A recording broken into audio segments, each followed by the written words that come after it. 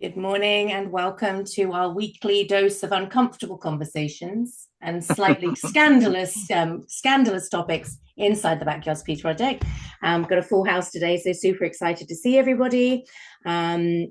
So today I want to talk about something that seems to be on a lot of people's minds, and I'd really be interested to hear everybody's definition of what it means to them, because I think it's very subjective and personal, and I feel like we need to greater align ourselves with our version of this to get closer to that inner peace, that self-love and acceptance that we're wanting. I think it's quite brave as well to be able to define this for yourself. So the conversations I've been having lately are around success. What is success? What does it look like to you? What does it feel like to you? I think that's really important. I think sometimes we get too caught up on what it looks like and not enough intention about what we want it to feel like. And one of the things that I think is really important is not to get wrapped up in other people's expectations or manifestations of what success looks like, right?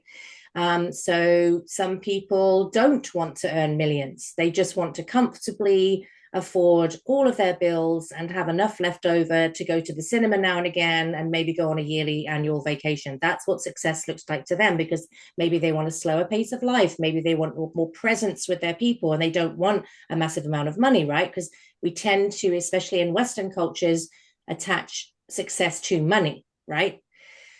And like, it's so interesting when I'm unpacking this with clients, because when you really sort of can unwrap the layers and try and get to the core of what people are wanting, it tends to be freedom, presence, connection, a sense of inner peace and calm, right? That waking up not feeling anxious because of whatever pressures there are of the day. And this is something that I've played with over the years, because the irony of thinking I need to get to X amount of money in order to have this success so that then we can have time together, space together, all of these things. And then thinking, actually, I've already got that. I've already got like my family's got amazing connection. Like we've got a fantastic relationship with our children. Our children have got a fantastic relationship with each other.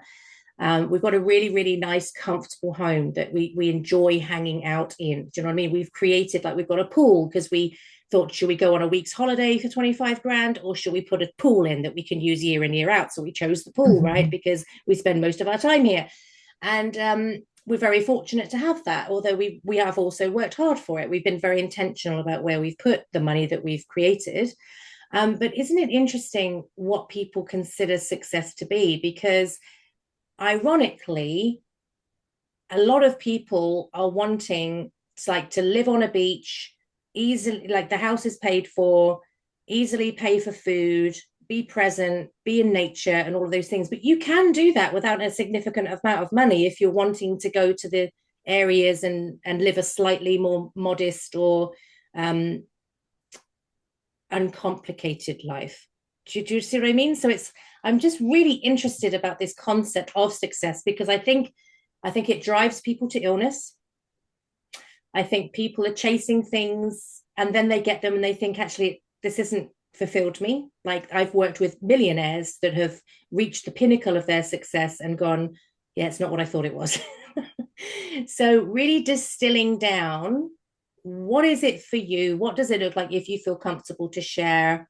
And what do you think we need to do as individuals to figure this piece out? Because I think that's the key to so many different aspects of our lives.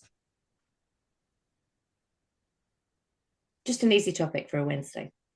You couldn't have chosen a better one for today. I was thinking exactly the same thing. It's like Oh, really? my mind.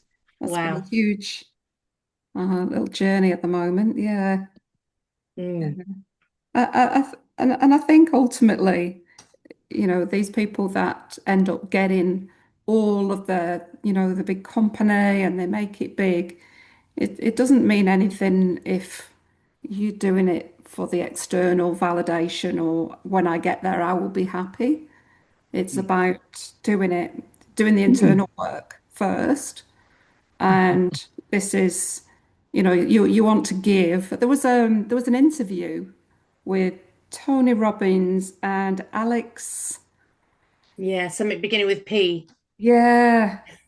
And somebody had said, this is really interesting. Watch this. And really, the Alex guy was saying, I feel empty. I don't feel attached to my success. And then all Tony Robbins was talking about was like, about how it's about giving and, about, believing in yourself so that you can be this big thing. And I think he missed the point in it all because it wasn't about doing more or doing something different or working harder to be connected. It was what was missing inside of him because he'd achieved so much money, so much, everything that everybody else wanted, but he still didn't feel connected to. And I thought it's because he's not done there's something missing within him that he still feels stuck.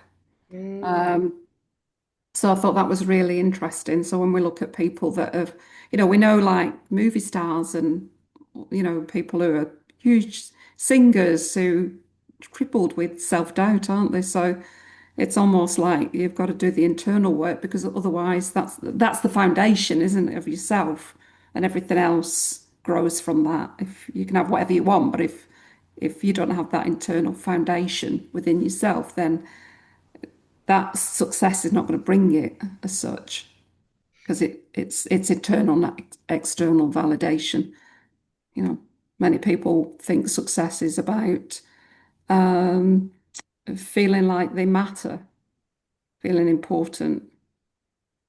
And I think, but then you've got to look at you may have all the good stuff and feel good and worthwhile, but then also if you don't have financial stability, that is quite, that's like a core need, isn't it? So if you don't have that, then you'd start doubting yourself, and that brings in uncertainty. It's really complex. What is I what find it interesting. barking? Yeah. I just want to say I find it interesting that you just said it's a core need because I like lands for me 100%. I see it the same way. And then I had an image pop up, and I can't remember who told me that story, but it was about a guy who literally lives for surfing, just goes out surfing, and for whatever reason, always seemed to have just enough money come in whenever he needs it. But from an outside perspective, or for where I'm sitting, I would not call what his income is financial stability, but yet he always has enough when things happen in his life, and then all of a sudden, oh, money shows up from somewhere. So there's also that trust in the universe that he has, that money will always be there when he needs it, that puzzles me, that blows me away. And of course, my mama bear brain comes in and goes like, well, you don't have kids that you're responsible for. You can live like that. I couldn't. I would be hyperventilating and needing Paul's services, yeah, to breathe through it. But it's just that idea of what you said before, Carol, the inner work. I think that has got everything to do with it. How to create and also how to hold that success. And I just find it so interesting that you picked that as topic, Cathy, because 2 days ago I had a major, major doesn't even cut it, breakthrough around my connection with money and success. And I was bawling, like literally the moment I realized it, I was crying. And then I was crying even harder because it took me till I was, till I'm 53 to actually realize the connection. And then I had to text Paul and Romana and my inner circle going, oh my God, I can't believe what I just figured out. And it was like, and then there was this sense of freedom and release and relief. And I thought, wow. So in a nutshell, I'm going to share that super quick because I don't want to go into all the details of the story. But for me, there was this moment of realization. A picture popped up from when I was 12 that I had completely forgotten about, that never came up in any of my inner work over the last decades. And that's why it was so surprising to me.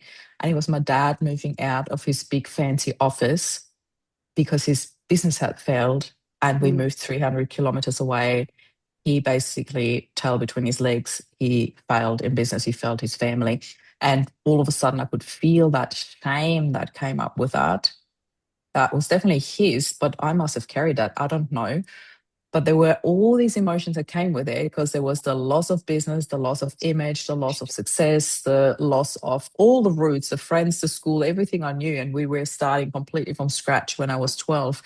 And then I sat with this, what success, in terms of money, what that meant for me. And there was the message that popped up was like, you have to leave your family to be able to be successful. So you can only imagine what that means for me as a sole parent, if that is my belief around money, because my dad was then always away. Like his whole life, he was just away working somewhere else to make enough money to support us all. So I'm like, whoa, that makes so much sense. But that image after moving out of the office and then being completely uprooted and having to start from scratch. So I think there is this whole idea of, okay, what does success actually mean to me? But also what's my story behind it, and how can I heal it to be able to then achieve that? It's always that becoming, that becoming is huge. And for me, there was that really, really important realization 2 days ago. I don't have to leave my family to be successful. And I did complete pole opposite. I actually created a business way before Rob died, to work from home, to be there for my family. But now I know where this deep need for that came from. So yeah, light and breezy topic. Thank you, Cathy. Always.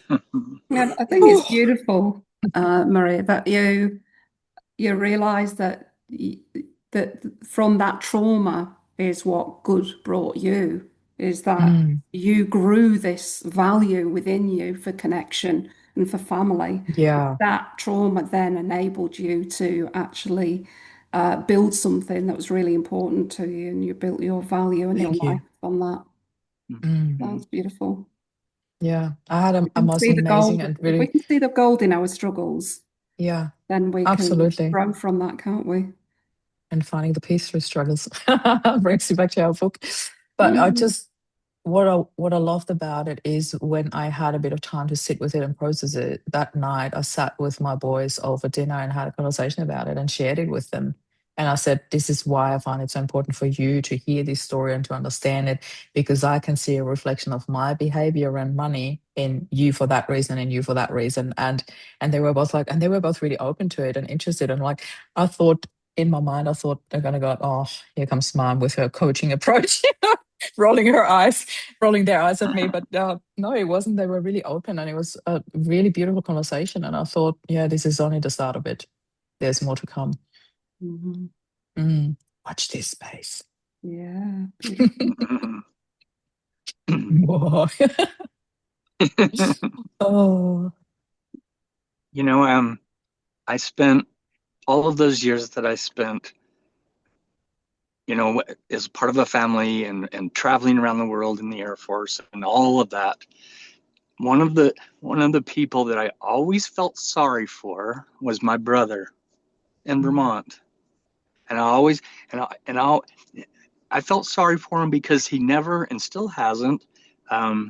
He's an old fella now, and he lives by himself because his wife passed away. And he's never traveled, nor has he wanted to traveled more than 8 miles from where we grew up.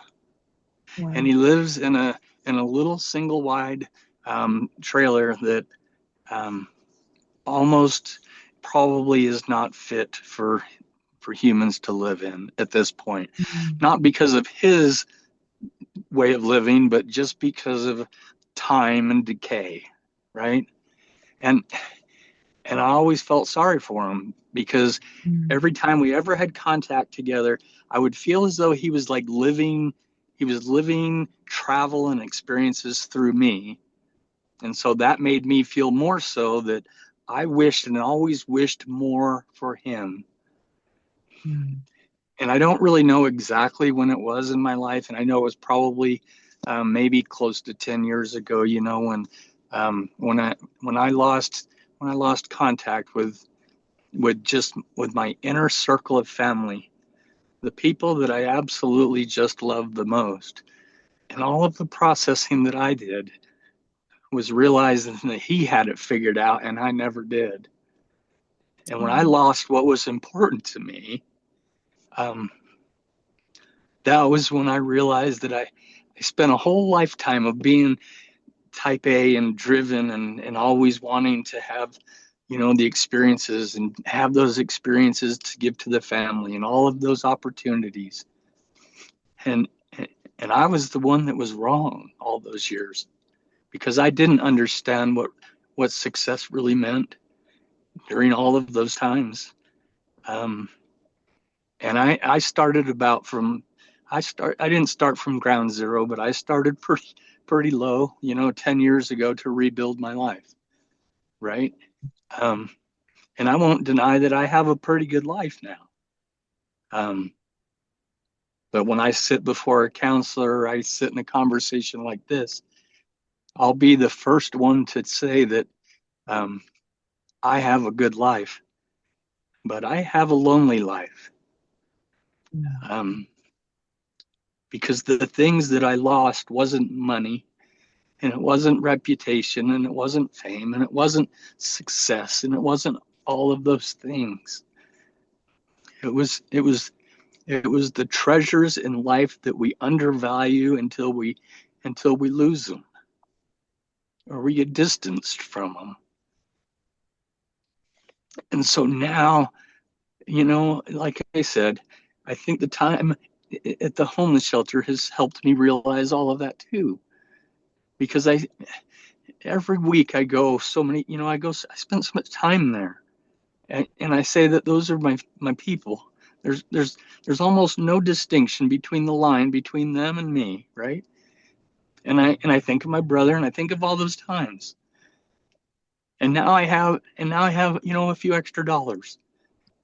And I think what I might be trying to do, and I don't really know, but it's all for good reasons, is maybe I'm trying to overcompensate with all of that service, because that is what success is to me. And I don't know if I'm going overboard with it, but the more I do, the more I can distance myself from feeling as though I failed in the things that were important. My extra money on February 25th, here in a few weeks, this is a tall ask socially for me.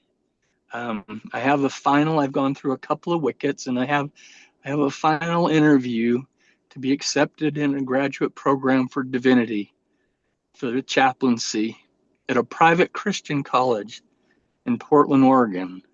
That's a tall ask for someone with my background. And I'm through to the very final round of a private university with a very low acceptance rate. I don't know how I'm going to react if it doesn't work out, right? All I know is that I feel like I've got to try to honor all of what I maybe didn't do right. All of the things that maybe I didn't understand. And that's what I'm trying to do now. And that's what drives me. That's why I'm so blessed to be here with you all. I missed last week, and I missed choir, right? Because I poisoned myself. I think I gave myself food poisoning, but it was short-lived, right? But sometimes living here just isn't easy, and sometimes living in America isn't easy right now either. And sometimes living with all of the life that comes with me, from me, isn't easy all the time either. And I missed you last week. And I missed choir last week.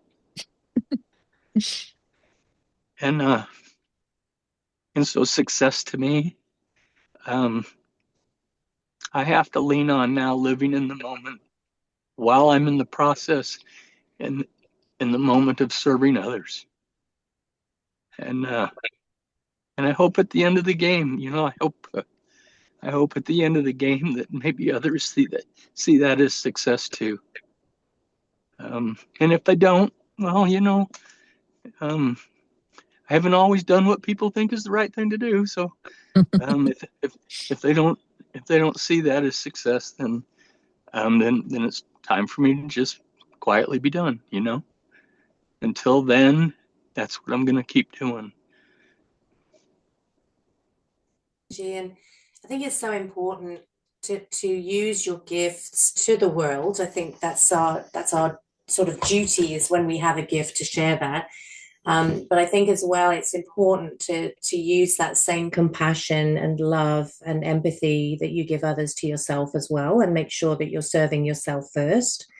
Because we can, especially as women, fall into the trap of service, service, service, and then we're on our knees, still like going service, service, service, where we really need to look after ourselves. So I think it's a beautiful gift, but I think it's also got to come with that self-love and care as well. We need to be mindful of that. And good luck with your final stages. That sounds really exciting. Congratulations. That's amazing. Thank you. Thank you. Congratulations for coming so far, no matter what happens now. This is incredible to even come to that selection process. That's amazing. Thank you. Yeah. So good. And Cathy, and that that advice you just gave me, I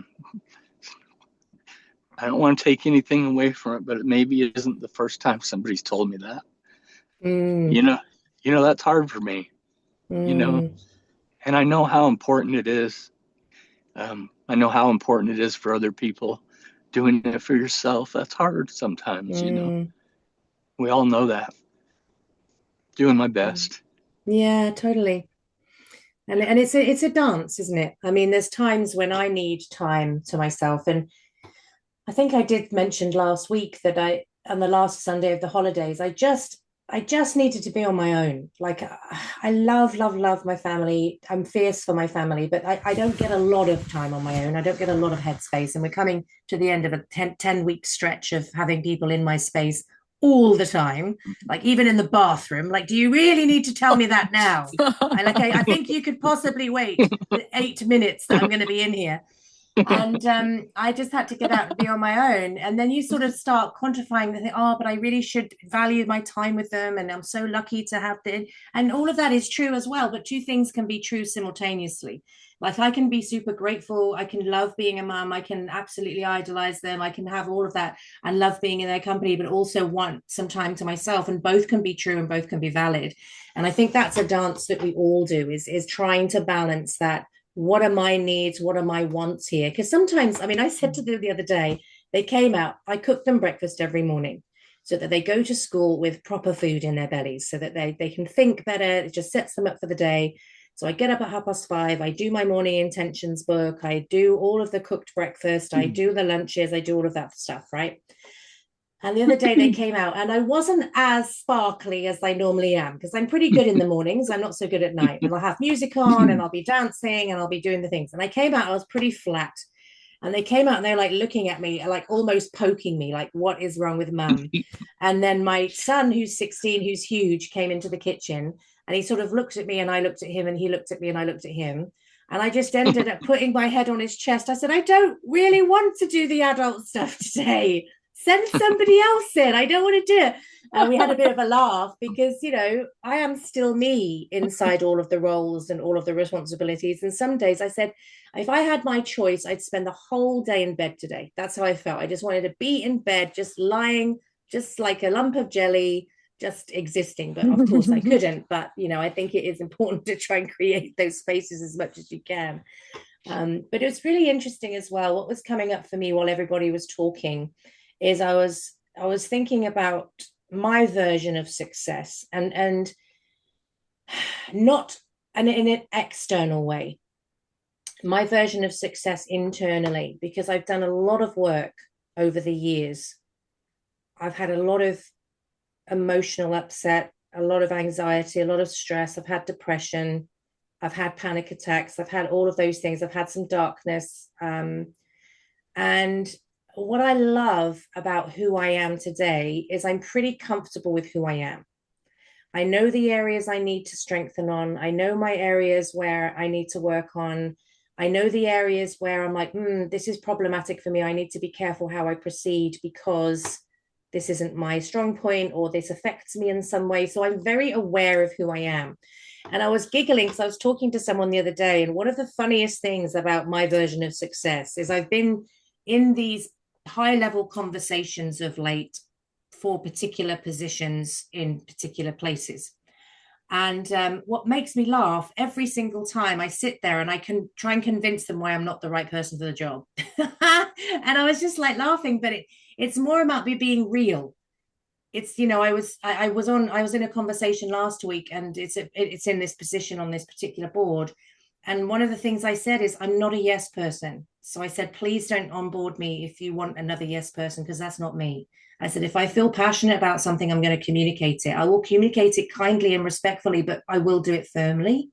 And I was saying, and I'm, you know, I'm this, I'm that. And she said, well, what about this? I said, well, that's not my cup of tea, and blah, blah, blah. And I was really, really honest, like, because there's no point in me pretending, because if I'm not the right fit, I'm not the right fit. And it's not going to be good for anybody if I'm in there and I'm not the right fit. And I said to them, look, I've been on boards where there's somebody who isn't the right fit. And it's not just about, we don't want all yes people, but someone that's really like pushing against the whole group's intention and being difficult and putting a spanner in the works. And it just disrupts the flow of the group. So I said, I won't take you off my Christmas card list if I don't get this position. Like, you're okay. Like, I'm not going to be offended.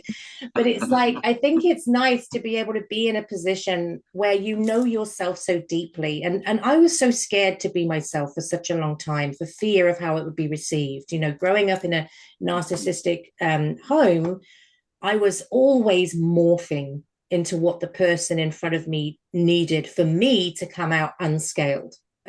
So I was like, always able to be the chameleon and be in each position so that I could navigate through that successfully and come out intact.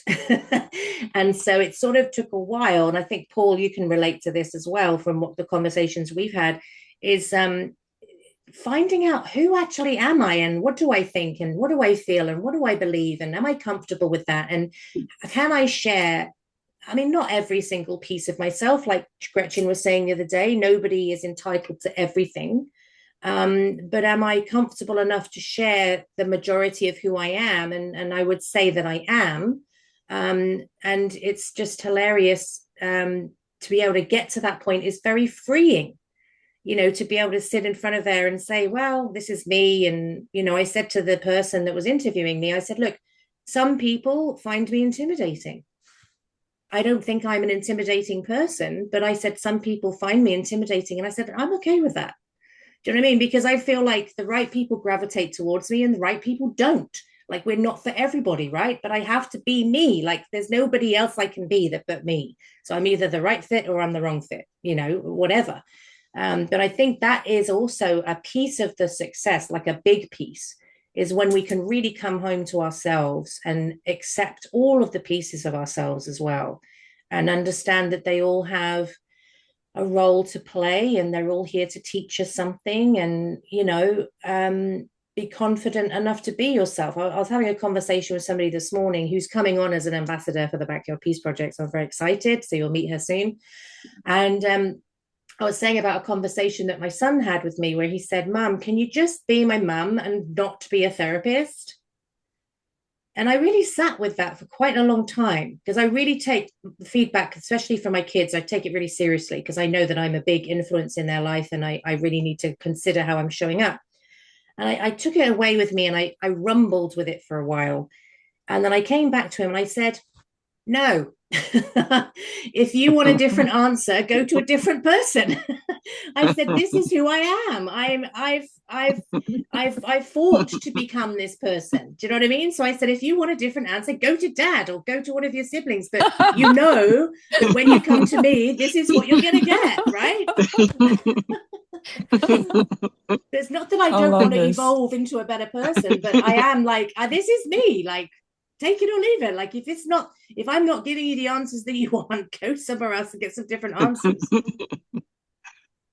I love that. I really needed to hear that. Same for me. Thank you. All right, I'm done. Thank you. That's all I needed today. That's all I can handle. Exactly. Curtain. No.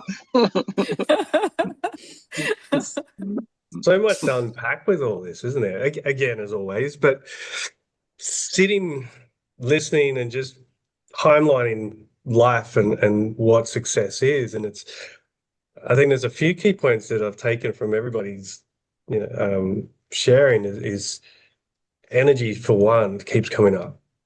Our energy in our moments in our life and what we do is our success. It's like, but being aware of that is probably the even more successful thing.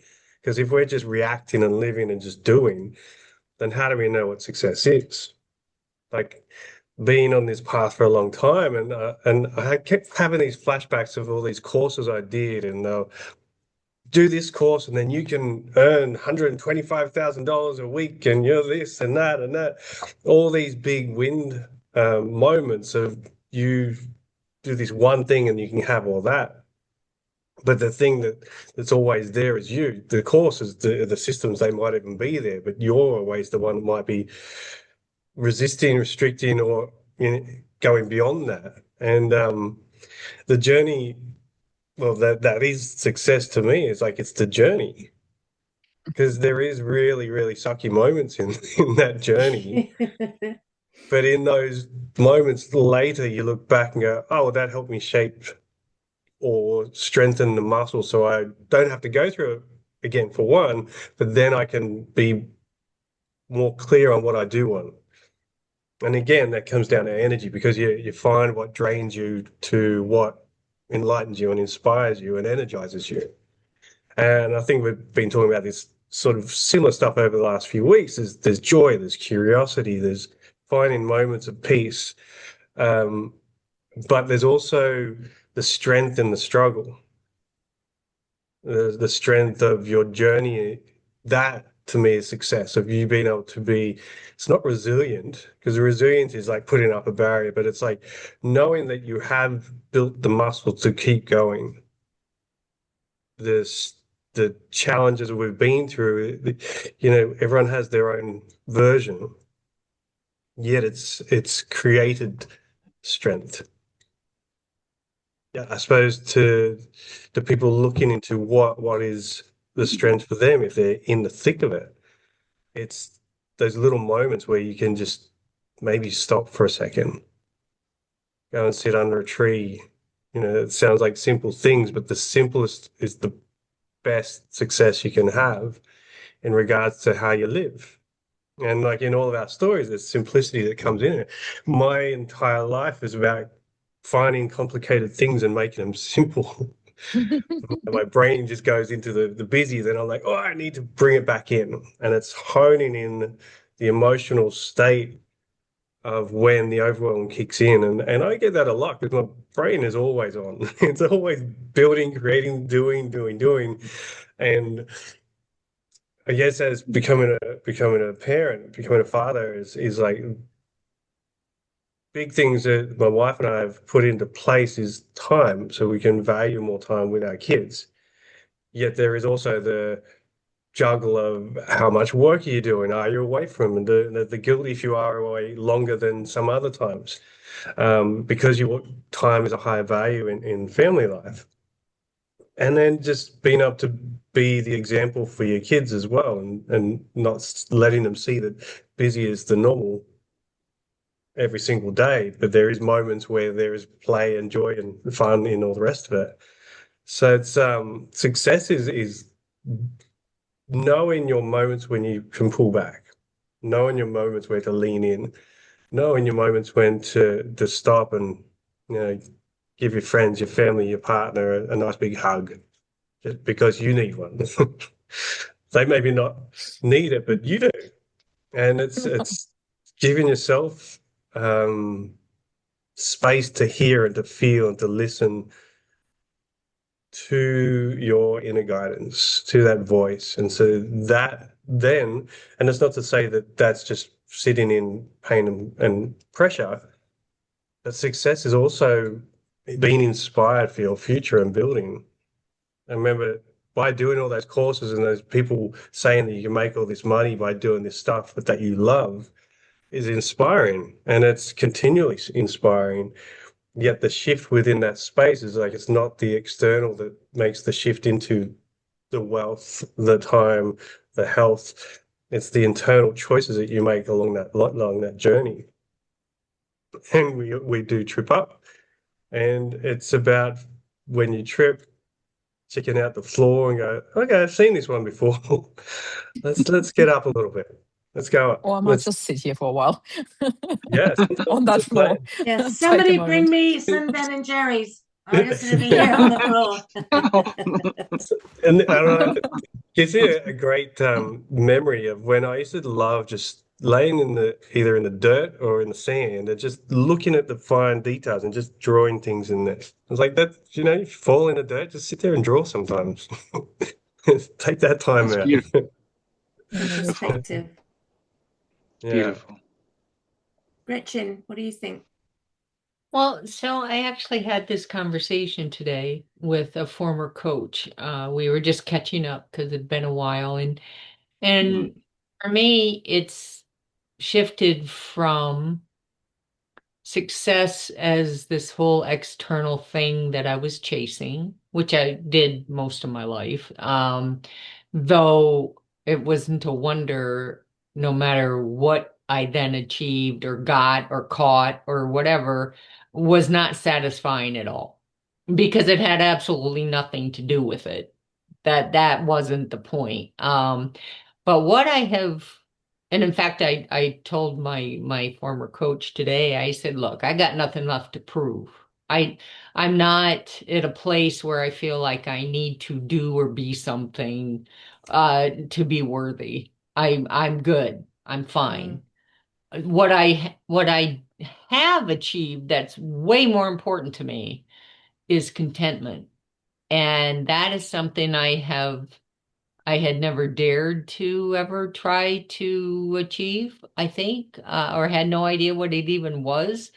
But I've gotten to a point where I've done a lot of internal work, a lot, through a lot of pain and had a lot of loss and a lot of challenges and all sorts of, stuff that I've had to deal with. So whether I was strong or not was never a question. That I obviously I'm strong. We're all strong. Um, but a lot of it was, what do I do with all of that? And for me, I have a job I love. I have a husband that I adore. I have grandkids who I love dearly. Um, but more important than all of that, I like who I've become. I like who I am when nobody's looking. I like who I am when I am real, when I'm hurting, when I'm angry, when I'm whatever. I'm an incredibly introspective person. I mean, good God, over the top's ridiculous in that way. And very hard on myself for most of my life. But what I have learned, and a lot of this has come through conversations like this with people like you who are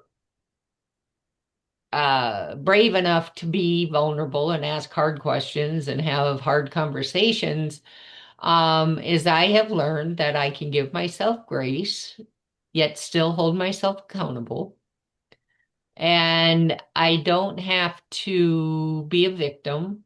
That's a choice for me. My mom always said you don't have to build, bad things happen to everybody. You don't have to build a mountain to it. If you do, that's your choice. And so I never felt I was a victim, even though I had all these really crummy things happen. But it took me, I'm 63. And I'm just figuring this stuff out, man. I mean, it's been a journey. And so for me, success has been learning to love myself unconditionally, but with really high expectations. And so I'm happy with who I am, and I have the luxury. I make good money. And I'm in a job I have worked toward for 25 years. And I love it, and I'm happy, and I'm thrilled. But I also finally figured out it really doesn't have a damn thing to do with that. It has to do with how I feel inside. And truly has nothing to do. I mean, I like having enough money so that when I go to the grocery store, I don't have to check my bank account before I put something in my cart. I've been there, spent a lot of my life there. So that is a luxury that I like, but my contentment doesn't come from that. So. Yeah, I mean, it's so true. I mean, what everyone's basically saying is the success is an inside job, right? And then it reflects on the outside. And I think, through the media and all the things, we've got it the wrong way around. Like, we think when we're going to get this picture of whatever it is, then we're going to feel the success, but it's actually backwards. Like, we need to feel the success to be able to have the opportunities and the right people. And I mean, my word for this year, as you know, was spaciousness. Like, I came out of hospital thinking, okay, I got into that really crazy, I was enjoying it, but it was a lot. Like, it was a big, big day, and I was starting to feel a bit tired. And now it's spaciousness, and so much joy and magic happens in the spaciousness. Do you know what I mean? Like, you just bumble along and do your thing and be happy, and then something else falls into your lap. You're like, that's pretty cool. If that's the best you can do, I'll take it. And then you just carry on and do something else, and that's then like really cool when you're focused on the vision, you're focused on. And what I love about what you're saying, Gretchen, is like having grace, but holding yourself to the standard, but also that resilience piece that Paul was talking about. And it's not the barrier piece. It's not that I've got to just doggedly get through this. It's I'm keeping going because I actually have hope that there's something better coming from this. It's that kind of optimism that I feel is the piece of resilience. And I think resilience has become this badge of honor that we have to keep pushing, and we have to keep, driving through. And I always remember when I was a student teacher, a couple of years ago, in England. And I remember being in a school staff room doing one of my placements, and this woman came in, and she looked like death, like she had flu or something. She looked terrible, right? And the general consensus was, yeah, she's really good, because it doesn't matter how sick she is, she keeps coming in and keeps working. And I thought, wow, that's a really interesting expectation. Do you know what I mean? Because, like, number one, I'm autoimmune. So I'm like, I don't want anything to do with you. If you touch that cup with flu, I don't want that, because if I get sick, it does hit me. But I thought, what an interesting badge of honor, that like she should be in bed. She would actually recover quicker if she rested her body. And, but it was like, yeah, good honor. She came in, and that was years ago, like decades ago in England. But I mean, that's one of the gifts of COVID, is now people are like, if you're sick, stay home, recover, come back. Do you know what I mean? Like, people are like recognizing that was crazy, and it sort of reset that standard, which is good, because you don't feel that pressure to keep going even though you're sick. Which is really good, because that badge of resilience, that badge of honor. And I do feel like it is shifting. I think people are understanding that presence, health, mental wellness, spirituality, connection, that's actually what success looks like, because everything else is just window dressing, right? It's lovely, and we like to have it, but it's those core things. And something that Ian and I have always spoken about, because we've always, like, we're pretty good now, but there's been times with the big family, we were immigrants, we had to start again, our kids have got different needs, etc., etc. So there's been tough times financially. But one of the things, the conversation that we've always had, is we've laid our foundation strong. Because I could have gone out and worked. We could have been much easier financially if I'd have gone out and worked full time as well. But what would have happened with the children? And our children had such complex needs that I do believe, if we hadn't have done it the way we'd done it, I don't think my kids would be as grounded and as capable and as confident as they are. But that was a conscious choice for us. We chose that pathway so that we could give the children that we decided to have what they needed. And now that they're much older, and one of the things that was asked of me the other day is, why now? And I said, because I'm starting to get pieces of my life back now. because my youngest is now nearly 9. Like, I'm starting to get pieces of my life back. I've got some more oxygen. Like, I can do stuff myself now, which is like, woohoo! Let me go and put on another load of laundry. No, but it's like, it's nice to have the freedom. They're older. I haven't got little ones anymore. Like, I go into the mall and I see mums with little ones. I'm like, good, you do you. I've done my time. I'm done. Like, I'm not doing anything else left.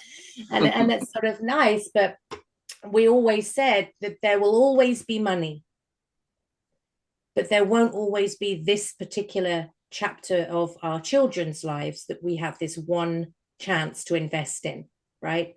And so we wanted those foundations to be strong, which they are. We're a really, really strong family, and neither of us come from a really strong family. So that was really, really important for us to build our own strong family.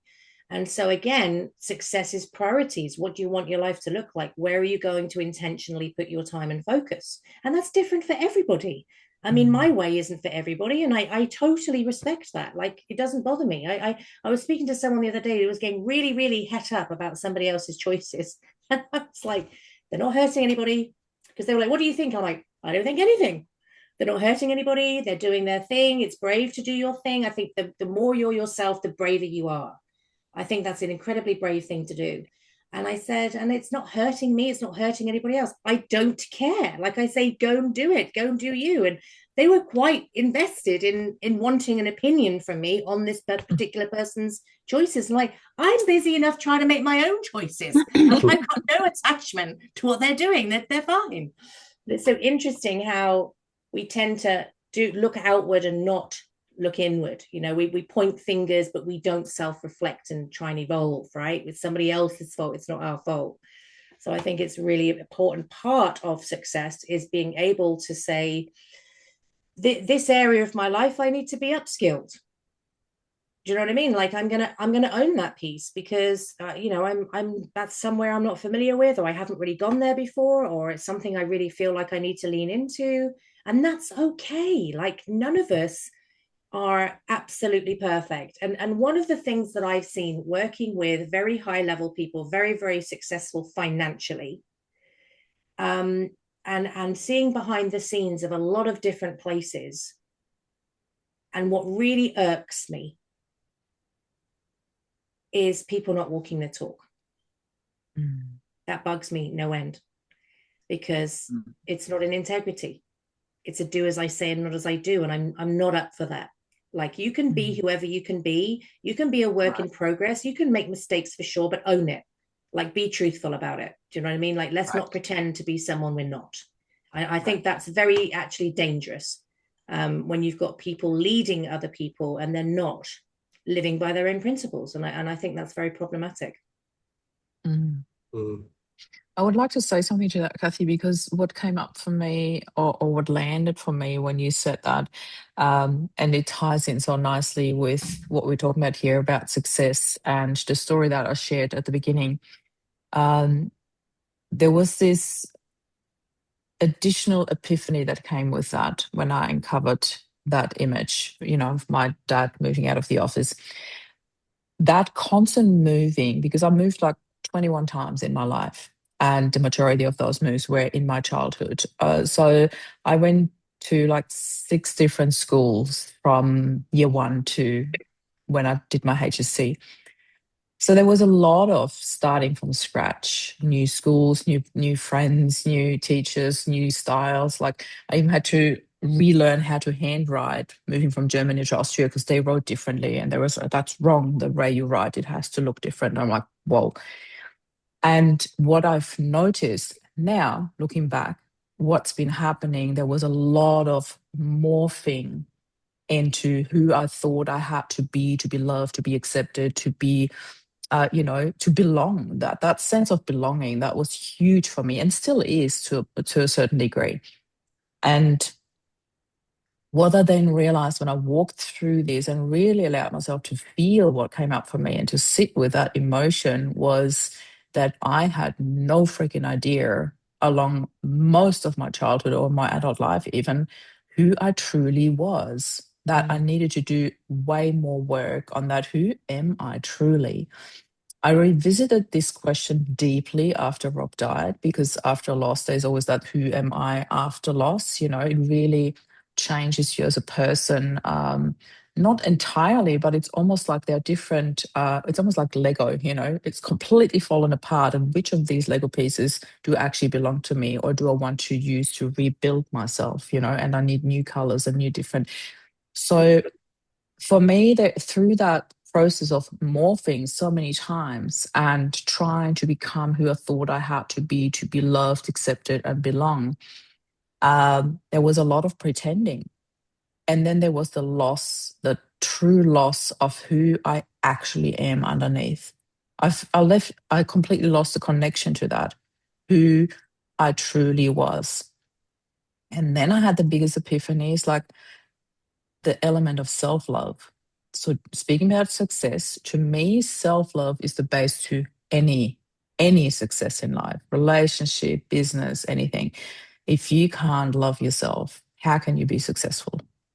And that to me is the biggest success, to achieve self-love. And there was the epiphany. I'm like, how on earth can I love myself if I don't know who I am? Who am I actually loving here? You know, where's this love going? I don't know what to love about me because I don't know who I am. I know this is super raw, but I'm super happy to share this. And it's just really fresh for me as well. So then I had this epiphany, because most of you who are close to me know that my journey with weight gain and weight loss is also quite an intense one for me. So I'm talking not 2-3 kilos like some people talk about. I'm talking like 20 kilos up and down. And then there was this, okay, yeah, it's unbelievable, because to me, successful weight loss has to have the base of self-love. And there was like, oh, okay, now I'm getting it. Now I'm getting it. Why it's so hard for me to let go of that, because I'm not loving who I'm seeing. And then it comes back to, well, who are you at your core? Because what I'm seeing is just an element and a reflection of the permanence of that pretending and not knowing who I really am. So there was this massive disconnection. And this is who I am right now, right today. I'm right in the middle of that journey. It's almost like I feel like I'm completely restarting my journey to self-love, because the last couple of days I felt a lot of self-loathing, which is not good. So I never thought I would share this today, but here I am, completely restarting my journey to self-love. And I think if we master that, when we master that, that to me is true success. Because that's what you know will bring everything else into place. That's my belief anyway.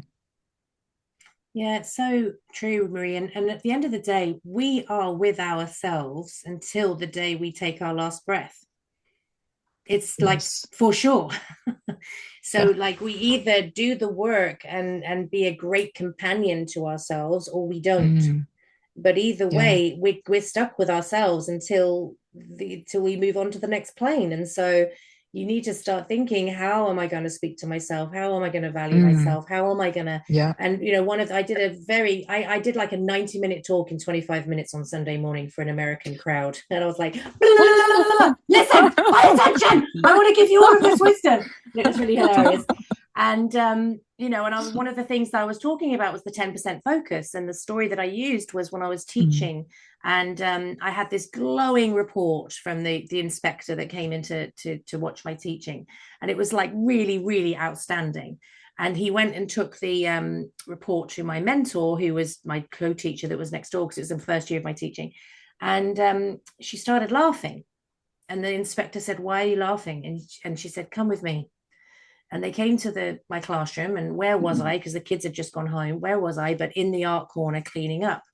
Because on this outstanding report that I'd got, there was one sentence right at the bottom of the report that said messy art corner.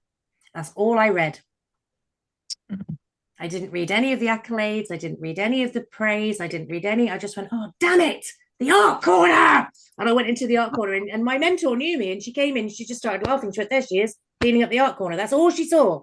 You know, and we tend to have that, and that sort of when we get into the habit of thinking those things, the self-loathing can definitely come up, and we start looking at all of the things that are wrong and all of the things we want to improve, and it's really, really important that you caught that and you're starting to turn it, because all of the 90% of the things that we get right, the 90% of the ways we showed up, even if showing up was, I got up, I managed to have a shower, I rested, I fed the children, and then I had fed them lunch, and for tea, when they asked me for dinner, I went, cereal will keep you alive for another day, go your hardest. Do you know what I mean? Like, that might be the only thing I did that day, but it was okay. It was okay. Everybody's okay, and focusing on the positivity of it, and focusing on, honoring where we are. And something that's really helped me, and I'm doing with my mastermind group at the moment as well, is a book of morning intentions. So that's intentions for the day, intentions for your life, intentions for whatever you want.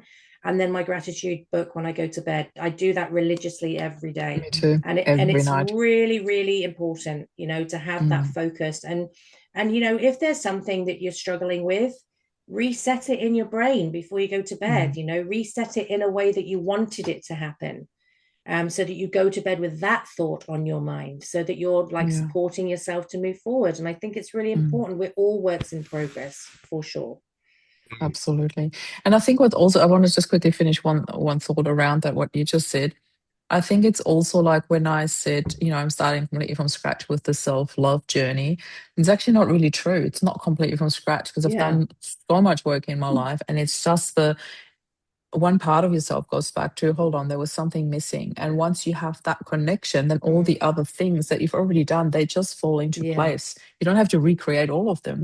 They're all it's there. The next they're evolution all waiting of for it. you. But yeah, and I just love that. I have to say, as uncomfortable as it feels when you have that bout of self-loathing, I also know now where it's coming from and what to do with it. And I think the important part is that we do the work and embrace that journey. And I have learned to really, really love my journey and embrace it, like even when it's hard, even when it hurts or it's uncomfortable at times. But this is what we're all here for, right? In this very call, the uncomfortable conversations. And I'm not scared to own it. And that's actually a thing I love about myself. So that's good. The bravery to lean in. And I'll just finish with something hilarious. So one of the biggest things for me has been acceptance of my vessel, right? And I have accepted it. And is it a work in progress? Yes. Is it going to change over time? Might do. I don't know. But it's where I am. Like, it's who I am today. And I was lying down the other day, and Taya was checking my wounds from my surgery, right? She likes to be the doctor of the house. So she's like, I'll check your wounds, mother. And I'm like, right, okay. So I pulled my T-shirt up. So she's checking my wounds, which are all really good. And then she touched my tummy, which was wobbly. And she went, look at this. She was, she was like flicking my belly. And I said, yeah, because Guy and Tristan and Noah and Caleb and you have all lived in there. I said, that's why. I said, look, you've turned it to jelly. And we just had a really big laugh about it. But it's the truth of my tummy is I've birthed 5 children, and it's a little bit of cake, I'm not going to lie. But it is where I am right now. So I either love it and joke with it. And, Taya, I want Taya to grow up not worrying about her tummy. Right. So I want to be talking positively and having a joke. And I said, well, you stretched it out. And I said, you were kicking me and all sorts. And she was in the fits of laughter. But one thing I'll close on is about the people-pleasing piece. I don't know whether you guys have seen Runaway Bride with Richard Gere and Julia Roberts. But she's been with multiple partners, and he's doing a news story on it. Richard Gere's doing he's a journalist, so he's following the story. And he goes and interviews all of the fiancés that Julia Roberts has left at the altar. And one of the things he notices when he's interviewing all of these fiancés was every fiancé she was with, she had the same eggs as them. So if the first fiancé had scrambled eggs, she always had scrambled eggs. Then he had poached eggs, she always had poached eggs. She had fried eggs, she always had fried eggs. Do you know what I mean? And so it was a really cool sort of metaphor threading through the whole film, that by the end, he was saying to her, how do you like your eggs? Like, she didn't know, because she always deferred to how her partner had their eggs. And it was all about this self-discovery. And so next time you're with somebody or you're having this conversation with yourself, I just want you to ask, how do I want my eggs? Right? What do I want? What are my thoughts? What are my feelings? It's super important to know that. And that's really the epitome of success for me is knowing yourself deeply and honoring yourself to that level. So thank you everybody for joining. As always, an amazing conversation. I really value all of you. Anything you want to say before I close off? Because we're at the hour. Just thank you. And thank you to you too, Marie, for sharing what you shared. Thank you, Angie. All of you. Thank you. Yeah. One more thing, but it's probably take another hour. So yeah, we'll see that for the next one. Okay. All right, guys. Thank you so much. Thank you for joining us. Please comment below if it meant something to you or sparked something in you. And we'll see you again next week. Bye.